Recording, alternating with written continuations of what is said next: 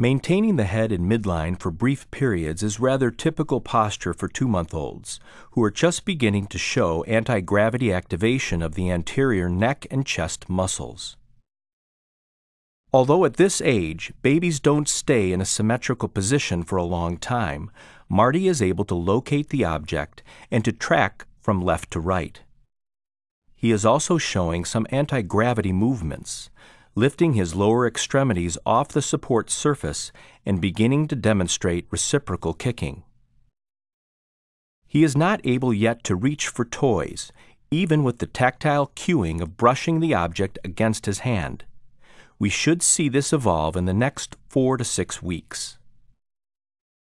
The tummy muscles are engaged, but not strong enough yet to lift both legs toward the tummy, which is something we should look for by 3 months.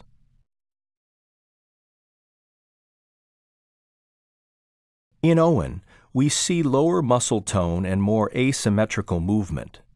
In his head movements, we see more of a predominance of the head turning to the right and less spontaneous head turning and crossing of midline. He is able to latch on to the visual stimuli, the toy, but he can only track as far as the midline and does not turn his head to the other side. We also see much less lower extremity anti-gravity movement. He does not have the endurance and muscle activation to sustain his posture against gravity. His movements are slower, and there is not as much variety in how he's moving his arms and legs.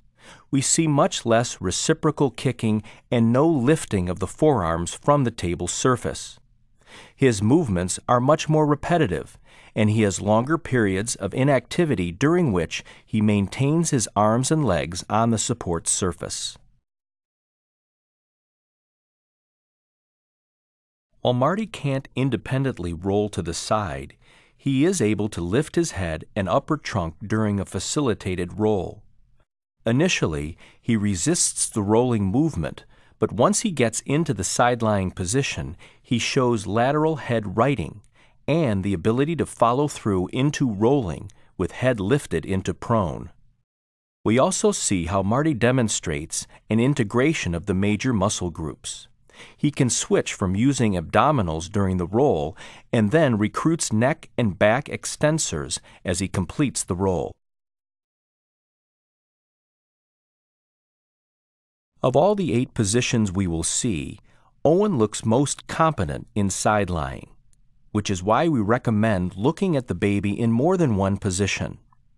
This position doesn't require him to work as hard against gravity, so he is comfortable here and looks much more symmetrical. His atypical movement is not as obvious in this position, which lets us know that he has possibilities to produce more organized patterns of movement. He can remain in side-lying position without rolling onto his back, but he does this by strongly flexing his hips and knees, increasing his base of support to counter falling backward. Looking at a baby in all 8 positions will help professionals best determine which course of action, if any, is needed. Here we see some nice head lifting and extension through the thoracic spine. Marty's hips and knees are moving out of the flexed position into an extended, abducted position, shifting his weight posteriorly toward the pelvis area. This frees his upper body so he can lift his head and upper trunk off the support surface. We can also see little weight shifts from right to left, which he's able to counteract with his abdominals to balance himself, all the while increasing his shoulder girdle strength and changing the sensory input on his arms. As his legs progress out of the flexed newborn position, he is able to lift his trunk and begin using his vision to fix on something in the distance. At this age, you should not expect the elbows to be in line with the shoulders, and he will not yet be reaching for toys. We see that Owen has a much more newborn-looking posture, which shifts the weight forward towards the head and shoulder area, making it more difficult for him to lift his head up. He has much more hip and knee flexion than Marty.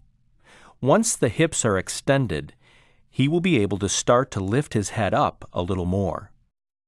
It's important to note how changes in the leg position allow the infant to begin developing head and trunk control in the prone position. If Owen does not independently progress to the more extended and abducted legs, he'll be stuck in this position, unable to lift up his head and push up on his arms. His strategy to get any movement is to extend and push up on his legs, which is a non-productive strategy because it doesn't assist him in lifting his head and pushing up on his arms against gravity. When the examiner uses a rattle, Owen gets quiet and listens. But because lifting and turning his head is so difficult when his hips are flexed under him, he is unable to find the auditory stimuli, even though he hears it. When the examiner pulls Marty into a sitting position, Marty demonstrates head lag that one would expect in a typically developing 2-month-old. We see he is able to engage his neck muscles and bring his head into an upright position without it falling forward, and he sustains head control in midline for 10 to 15 seconds. Typical of a 2-month-old, he's not able to assist in the pull to sit, but he is able to generate muscle activity in the shoulder and upper arms to stabilize the upper body. In sitting, he has extension from his cervical spine through the upper thoracic spine. In Owen, we see scapular abduction rather than scapular adduction. We also see little muscle activity in the upper extremities to assist with shoulder stabilization, which results in Owen's head falling forward onto his chest in the upright position. We see very little activity in the cervical spine. Owen's inability to lift his head and push up on his forearms in the prone position is directly related to his inability to use his shoulder girdle to stabilize his upper trunk during pull to sit. We also see rounding through the cervical spine right down into the lumbar spine. We should be seeing the ability to hold his head upright and stabilize with the scapula, and he should have spinal extension through the cervical and upper thoracic areas. Here we see good alignment of the head with the ear directly over the shoulder. There is good activity of the neck extensors. Marty is able to hold and sustain this posture. We don't see a lot of head turning, but this is typical of this age. Marty hasn't yet learned to separate head and trunk extension, but within the next month, this will develop and he will be able to track objects in sitting. We see in supported sitting that the examiner must use more control on the front and back of the trunk to allow Owen to sustain this sitting posture. He has one burst of muscle activity trying to lift his head, but he overshoots the upright position and his head falls forward. This handling position of the examiner is also for safety. The hand on the back is to protect his neck in case he overshoots the upright position. In general, we see he doesn't use his arms. They are very inactive because he lacks shoulder girdle strength to initiate arm movement against gravity. In this position, we are looking to see whether the muscles of the neck and trunk can sustain this posture against gravity, and in Marty's case, they can. When he experiments with moving the entire arm away from his body, we can see that the head control is compromised and falls slightly into flexion. Typical of a 2-month-old, this indicates he doesn't have enough trunk extension to hold the body against gravity without recruiting the muscles in the shoulder girdle to augment the thoracic extension. Unlike Marty, we can see that in this position, Owen is unable to lift his head or activate his neck and his upper thoracic extensors. Instead, he tries to use the same strategy he did before, which is to move his arms and legs to initiate movement. This is a non-productive strategy. Owen needs to develop his trunk strength. Poor head, neck, and core strength is interfering with competence in several postures. When we tilt the baby forward, he not only sustains but increases the head and neck extension. He brings one arm forward, but the left arm is flexed and adducted, close to the body. This posture helps him increase the spinal extension during the forward tip.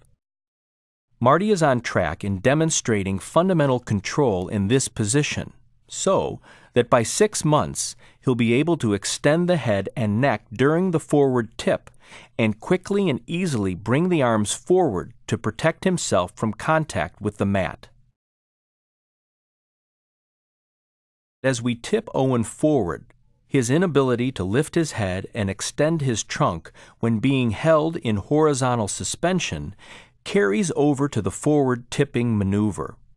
He's unable to generate any head or trunk activity. Without early intervention to develop more trunk strength and optimal movement patterns, it will be highly unlikely that Owen will develop the head and trunk control to allow the mature protective response by 6 months. When placed in supported standing, we see that Marty is able to sustain weight on his lower extremities while the examiner supports him at the trunk. The intermittent bouts of extension and flexion are typical for 2 months. His head is in line with upper trunk, but he is using shoulder elevation and upper extremities held close to the body to assist him in sustaining his head and trunk posture against gravity. There's a good vertical alignment from head through trunk down to the feet. When Owen is placed in standing, he is only able to sustain pseudo-extension when the examiner is providing maximum support and lifting. He has no intermittent muscle activity to attain or maintain the standing posture. Every time the examiner tries to let him take weight on his feet, he collapses into flexion.